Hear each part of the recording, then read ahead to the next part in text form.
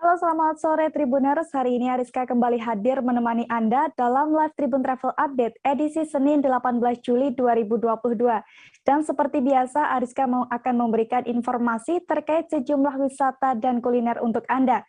Tentunya akan disampaikan secara langsung bersama sejumlah reporter kami yang ada di berbagai daerah. Inilah live Tribun Travel Update selengkapnya. Tribuners, saat ini Kota Solo ada bazar buku bertajuk Out of the Books.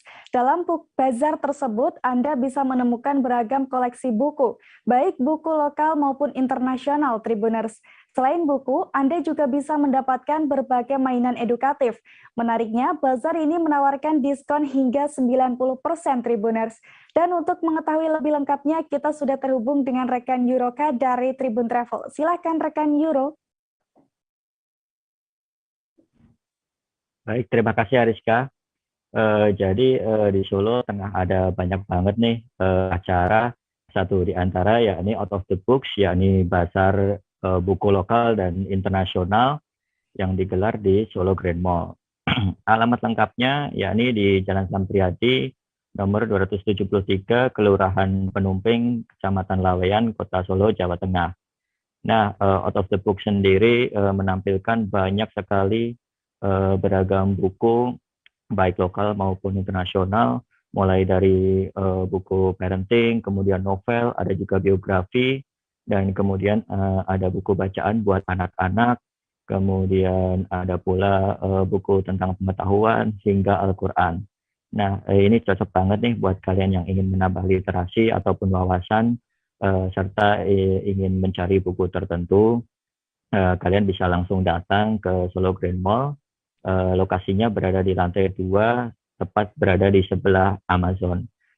Nah, untuk jam operasional sendiri, mengikuti jam operasional mall, yakni jam 10 siang mulai jam 9 malam, dan acara Out of the Book sendiri akan diselenggarakan hingga 6 Agustus mendatang. Jadi masih banyak waktu buat kalian untuk datang. Menariknya, acara ini juga menawarkan diskon hingga 90% nih buat para pengunjung yang ingin membeli buku ataupun mainan yang tersedia. Nah, selain buku, acara Out of the Book sendiri menawarkan berbagai mainan edukatif, kemudian ada beberapa perlengkapan sekolah, dan tentunya barang-barang tersebut dibanderol dengan harga terjangkau. Nah, buat kalian yang tertarik untuk berbelanja buku atau mencari buku tertentu, bisa langsung datang ke Solo Grand Mall lantai 2. Lokasinya sangat strategis, tepatnya di tengah kota, Jalan Selamat Riyadi. Dan kalian selain berburu buku, kalian juga bisa sekaligus menikmati kuliner di Food Court Solo Grand Mall yang sudah cukup populer di Solo. Nah, demikian Ariska, saya kembalikan ke studio. Baik, terima kasih atas informasi Anda rekan Yuroka dari Tribun Travel. Selanjutnya kita akan menuju ke Ternate, Tribuners. Di sana ada makam pahlawan nasional Sultan Mahmud Badarudin. Ia merupakan Sultan Palembang yang dimakzulkan di Ternate hingga wafat lalu dimakamkan di Ternate. Tepatnya makam ini berada di Pekuburan Islam, Kelurahan Makassar Barat, Ternate Tengah, Provinsi Maluku Utara. Lantas bagaimana perawatan makam ini akan dilaporkan oleh rekan Yunita Kaunar dari Tribun Ternate. Silakan rekan Yunita.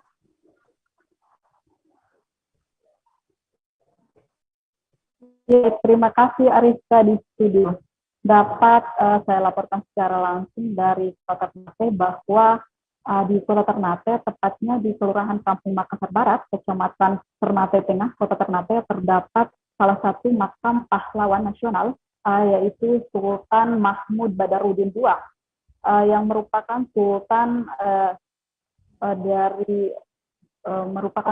Sultan yang kemudian beliau ini diasingkan di Kota Ternate dan kemudian wafat di Ternate dan dimakamkan di Kota Ternate. Sultan Mahmud Badarudin II ini merupakan Sultan Palembang.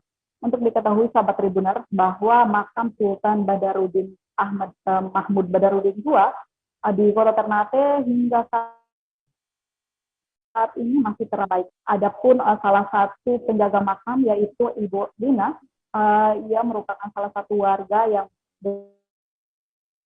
mungkin di sekitar kuburan Islam atau kuburan yang terletak di Kampung Makassar Barat ini, ia telah merawat kuburan Mahmud Badarudin II ini sudah memakan waktu 1 tahun. Dia mengaku bahwa perawatan makam ini dilakukan dibuka setiap harinya, dan setiap harinya ia akan menaikkan bendera pada pagi hari, dan sore hari ia akan kembali menurunkan bendera. Untuk makam sendiri tiap hari ia akan melakukan pembersihan di makam tersebut, dan jika ada pengunjung yang mendatangi kubur pahlawan tersebut, ia akan bersedia untuk mendampingi dan menjelaskan bahwa kubur tersebut merupakan makam pahlawan. Di dalam kuburan tersebut terdapat 3 makam, satu diantaranya merupakan istri dari Mahmud Badarudin II, Sultan Mahmud Badarudin II, dan di sebelah kiri terdapat guru dari Sultan Mahmud Badarudin II. Adapun di lokasi pekuburan tersebut terdapat sejumlah pekuburan yang merupakan pengawal atau keluarga dan pengikut juga dimakamkan di sana, sahabat Tribuner. Dan untuk Ibu Rina selaku penjaga makam tersebut mengaku ia tiap bulannya dibayar oleh Dinas Kementerian Sosial untuk menjaga kuburan tersebut dengan bayaran 700.000 per bulan, dan dari pemerintah daerah Kota Ternate Provinsi Maluku Utara juga membayar jika menjaga kuburan tersebut namun dibayar per 3 bulan sebanyak 1.500.000. Ia mengaku sejauh ini kebanyakan yang berkunjung di makam tersebut merupakan masyarakat dari Pulau Jawa, khususnya di Kota Palembang. Ketika berziarah ke makam tersebut, warga Palembang akan melakukan tahlilan di pekuburan tersebut. Seperti itu. Untuk makam tersebut dapat dijangkau bisa dari Bandara Pegulang Ternate, bisa menggunakan kendaraan roda 2 maupun roda 4 dengan jarak tempuh sekitar 10 hingga 15 menit dari arah bandara menuju ke makam pekuburan Islam tersebut, di mana merupakan makam Sultan Mahmud Badarudin II tersebut. Jaraknya berada di pusat kota, sangat mudah untuk diakses. Seperti itu, Ariska, saya kembalikan ke studio. Baik, terima kasih atas laporan Anda, rekan Junita Kaunar dari Tribun Ternate. Kita beralih ke informasi selanjutnya, Tribuners. Sail Tidore tahun 2022 akan segera digelar pada November mendatang. Pelaksanaan Sail sendiri akan berlangsung selama 6 hari, Tribuners, yakni mulai dari 24 hingga 29 November. Agar berjalan dengan lancar, berbagai persiapan pun kini tengah dilakukan. Dan untuk mengetahui apa saja yang dipersiapkan, kita sudah terhubung dengan rekan Faisal Amin dari Tribun Ternate. Silakan rekan Faisal. Ya, Assalamualaikum warahmatullahi wabarakatuh, sahabat Tribuners di mana saja berada. Ya, betul bahwa di Kota Tidore Kepulauan, Provinsi Maluku Utara pada tahun 2022 ini akan diadakan satu event yang bertaraf internasional, yaitu Sail Tidore. Sail Tidore sendiri dijadwalkan digelar pada bulan November, itu pada tanggal 24 hingga 29 November 2022. Adapun kesiapan yang dilakukan oleh panitia, baik panitia lokal saat ini itu mengenjot kesiapan infrastruktur penunjang. Nah, salah satunya yaitu penginapan yang saat ini menjadi kendala karena di Kota Tidore sendiri minimnya fasilitas seperti penginapan dan hotel. Nah, minimnya fasilitas penginapan dan hotel di Kota Tidore Kepulauan sehingga membuat pemerintah Kota Tidore Kepulauan, dalam hal ini Dinas Pertim Kota Tidore Kepulauan, mendata rumah-rumah warga yang ada di Kota Tidore Kepulauan, khususnya di 2 kecamatan, yaitu Kecamatan Tidore Selatan dan Kecamatan Tidore, untuk dijadikan stay home. Nah, stay home ini untuk para tamu-tamu yang nantinya akan datang pada perjalanan Sail Tidore tahun 2022. Nah, meskipun demikian, Pak, untuk tamu-tamu VIP seperti tamu menteri maupun presiden yang juga dijadwalkan pada pembukaan Sail Tidore akan ditempatkan di Ternate, karena di Ternate sendiri ada beberapa hotel yang bertaraf bintang 5. Ya, dilaporkan juga bahwa untuk saat ini pembangunan fasilitas penunjang Sail Tidore masih terus digenjot oleh panitia berupa venue seperti Pantai Tugolupa yang merupakan venue dijadikan sebagai venue utama untuk pergelaran Sail Tidore saat ini sudah digenjot terus, dan ada juga upaya-upaya dari Dinas PUPR untuk pembangunan jalan, perbaikan jalan khususnya di Kota Tidore Kepulauan saat ini juga telah diusulkan melalui Dinas PUPR ataupun balai perwakilan dari Kementerian PUPR, dan nantinya akan diperbaiki atau membuat semua kebutuhan atau fasilitas-fasilitas yang dibutuhkan pada pergelaran Sail Tidore. Demikian, Ariska, kembali ke studio. Baik, terima kasih atas informasi Anda, rekan Faisal Amin dari Tribun Ternate. Dan Tribuners, ada pula wawancara dengan Muslihin, Kepala Dinas Perumahan, Permukiman, dan Pertanahan Kota Tidore Kepulauan. Berikut liputannya untuk Anda. Terima kasih Pak Ical dari Tribun Media. Saya sampaikan bahwa kesiapan sel ini kan merupakan program kita semua. Kita bertanggung jawab terhadap penginapan maupun kesiapan anak beras dan sebagainya. Oleh karena itu maka dari jauh hari kami dari Pemda Kota lewat Dinas Perkebunan sudah merencanakan untuk menyiapkan homestay. Itu berupa rumah masyarakat yang kita pakai untuk mengatasi persoalan penginapan di Kota Tidore Kepulauan. Kenapa? Karena kata orang punya wilayah ini memang tidak memiliki hotel. Tidak memiliki hotel seperti yang Ternate ya. Jadi kata orang ini berupaya sebenarnya untuk kita mengupayakan dalam kegiatan yang lain, yaitu homestay di mana kita menggunakan rumah masyarakat yang dianggap layak untuk kita jadikan sebagai homestay. Nah, di Tidore Kepulauan ini hanya memiliki 9 penginapan saja.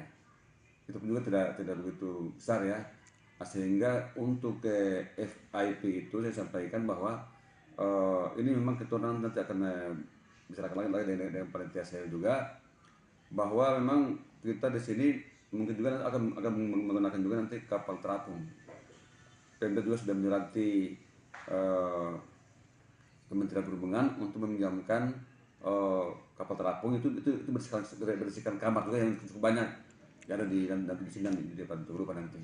Sementara lagi dalam proses penyampaian surat ke Kementerian Perhubungan. Itu langkah-langkah kami dari Pertim untuk berhubungan dengan perhubungan juga untuk kita mengupayakan untuk terkait dengan fasilitas penginapan. Intinya apa, bahwa kita siap untuk laksana siap di Tidore. Siap. Kalau homestay itu disediakan berapa? Itu kemarin kita Tribuners, event Cross Country Samota 2022 di sirkuit Samota resmi dibuka pada Minggu 17 Juli 2022. Menariknya dalam event tersebut ada yang berhasil mencuri perhatian publik Tribuners, yakni kehadiran pembalap motocross Grand Prix asal Australia, Nick Murray, dan beberapa pembalap nasional. Dan untuk mengetahui kemeriahan di sana, kita sudah terhubung dengan rekan Lalu Helmi Akbar dari Tribun Lombok. Silakan rekan Lalu.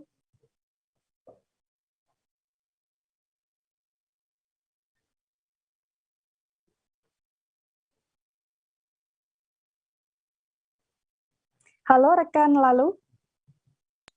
Baik, terima kasih rekan Ariska dan Tribuner semua. Benar sekali yang disampaikan tadi bahwa event Motocross Country Samota 2022 telah sukses digelar pada Minggu 17 Juli 2022. Ada yang menarik dari event Cross Country Samota 2022, yakni hadirnya pembalap motocross Grand Prix atau MXGP asal Australia, yakni Nick Murray, dan beberapa pembalap nasional, yaitu mantan pembalap Moto2 Doni Tata Pradita, dan pemenang motocross PON 2021 Papua, Nakami Vidi Makarim. Hadirnya mereka turut menambah antusiasme para peserta dan penonton event motocross country Samota 2022. Komandan Lapangan Event Motocross Country Samota 2022, Jamaluddin, mengatakan hadirnya pembalap ini adalah salah satu daya tarik dari event yang digelar di Pulau Sumbawa, Nusa Tenggara Barat. Tak hanya hadir, mereka juga menjajal secara langsung ke sirkuit MXGP Samota. Saat diwawancarai, pembalap MXGP asal Australia, Nick Murray, mengungkapkan ia sangat senang menjajal kembali sirkuit Samota, terlebih dalam event lokal yang diadakan oleh pemerintah Provinsi Nusa Tenggara Barat dan Kabupaten Sumbawa. Ia mengaku senang kembali ke sirkuit Samota yang memiliki 18 tikungan. Ia tak sabar untuk mencoba kembali sirkuit Samota pada event MXGP 2023 mendatang. Sebelumnya, event MXGP Samota atau Kejuaraan Dunia Motocross Samota Sumbawa telah sukses digelar pada 24 hingga 26 Juni 2022. Event cross country Samota 2022 diselenggarakan pemerintah Nusa Tenggara Barat bekerja sama dengan Kabupaten Sumbawa untuk memantik daya tarik crosser-crosser Indonesia, khususnya yang ada di Nusa Tenggara Barat, untuk tertarik dan mencintai event motocross. Pasalnya, sirkuit MXGP Samota atau yang dikenal dengan Rocket Motor Circuit ini diproyeksikan akan menggelar event MXGP selama 5 tahun ke depan. Terima kasih, demikian rekan Ariska. Baik, terima kasih kembali atas informasi Anda, rekan Lalu Helmi Akbar dari Tribun Lombok. Selanjutnya kita akan menuju ke Kabupaten Bintan, Tribuners.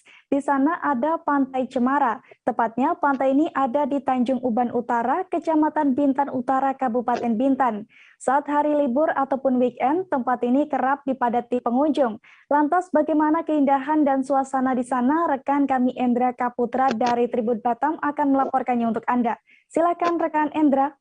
Baik, Ariska dan sahabat Tribun, dapat disampaikan bahwa memang pantai yang berada di Kelurahan Tanjung Uban Utara, Kecamatan Bintan Utara, Kabupaten Bintan, Provinsi Kepulauan Riau menjadi salah satu alternatif kunjungan wisata lokal yang ada di kawasan tersebut, di mana perbedaan pantai di pantai-pantai lain yang ada di Provinsi Kepulauan Riau, termasuk ada di pantai yang ada di daerah Kecamatan Kijang, Pantai Tribona. Di Pantai Cemara ini pertama sangat aman untuk anak-anak berenang, di mana keadaan ombaknya juga tidak terlalu tinggi dan airnya tenang. Selain itu tinggi air lautnya hingga hampir ke tengah, ketika di bibir pantai hanya cuma sampai sepinggang, sampai di bibir juga sama tingginya, jadi sangat aman. Apalagi ketika air surut jauh, nah itu bisa jauh surutnya hingga berkisar 100-150 meter ke tengah laut. Nah, ini menjadi daya tarik tersendiri di daerah kawasan Kelurahan Tanjung Uban Utara sebagai destinasi pantai wisatanya, karena sangat nyaman dan aman untuk bermain di pantai tersebut. Selain itu, Ariska dan sahabat Tribun, pengelola pantai memang bukan dari pihak swasta luar, namun memang warga setempat. Jadi untuk biaya penyewaan pondok yang hanya cuma 25.000, terus penyewaan fasilitas kano atau sampan dayung yang hanya cuma per jamnya 27, itu menjadi daya tarik tersendiri, karena selain wisatawan yang memang dari tingkat jadi berdatangan juga yang dari Kota Tanjung Pinang dan Kota Batam. Selain itu, pesona pantainya juga ketika malam hari itu juga bisa masyarakat untuk menikmati malam hari di pantai tersebut. Selain itu, untuk kulinernya, setiap pengelola pantai itu sudah menyiapkan berbagai macam kuliner, baik itu makanan dan di destinasi wisata yang ada di Kelurahan Tanjung Uban Utara sangat tepat dan efisien untuk masyarakat lokal, khususnya menghabiskan waktu berlibur. Itu harus kita dan sahabat. Baik, terima kasih atas informasi Anda, rekan Endra Kaputra dari Tribun Batam. Tribuners, bagi Anda yang bingung mencari tempat wisata di Jakarta, kami punya satu rekomendasi untuk Anda, yakni ada Galeri Nasional Indonesia Tribuners. Tempat wisata populer ini berada di Jalan Medan Merdeka Timur, nomor 14, Kecamatan Gambir, Jakarta Pusat, DKI Jakarta. Galeri Nasional Indonesia merupakan salah satu lembaga museum dan pusat kegiatan seni rupa. Pasalnya, tempat ini dibangun dengan tujuan untuk melindungi, mengembangkan, dan memanfaatkan koleksi seni rupa sebagai sarana edukasi, kultural, dan rekreasi. Saat berlibur ke sini, Anda akan disuguhkan dengan berbagai koleksi seni Tribuners, seperti karya-karya lukisan hingga patung yang menawan. Di sini Anda juga bisa melihat indahnya lukisan kapal karam dilanda badai karya Raden Saleh tahun 1940. Ada pula patung belajar antri pada semut karya Krisnamurti tahun 1996. Selain itu, Galeri Nasional Indonesia juga menyimpan sketsa, grafis, keramik, fotografi, seni kriya hingga seni instalasi. Saat ini Galeri Nasional Indonesia memiliki sekira 1.785 koleksi karya seniman Indonesia dan mancanegara. Dan untuk melihat aneka koleksi ini, Anda bisa datang setiap hari mulai pukul 9 hingga 15.30 waktu Indonesia Barat. Dan menariknya, Galeri Nasional Indonesia bisa Anda kunjungi secara gratis, Tribuners.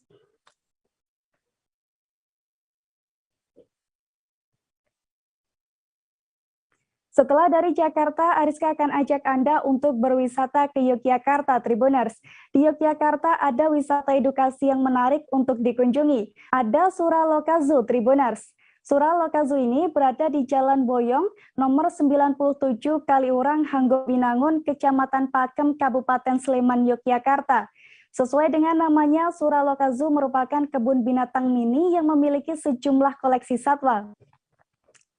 Mulai dari kelinci, rusa, burung merak, ayam ponik, kambing ceko, dan lain sebagainya.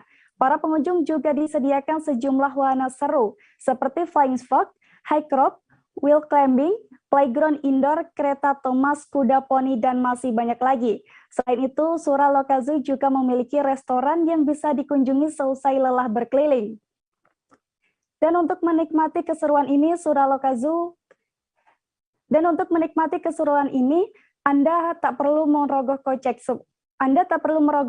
Alias gratis, Tribuners, namun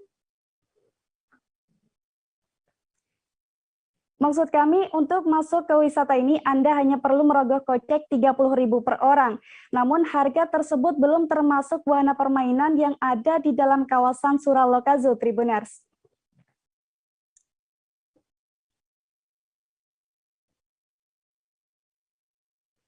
Tribuners, informasi tersebut sekaligus mengakhiri perjumpaan kita pada live Tribun Travel Update kali ini. Nantikan informasi lainnya hanya di Tribun News. Dan saya Rizka Khairina beserta segenap kru yang bertugas pamit undur diri. Terima kasih dan sampai jumpa. Jangan lupa like, subscribe, dan share ya!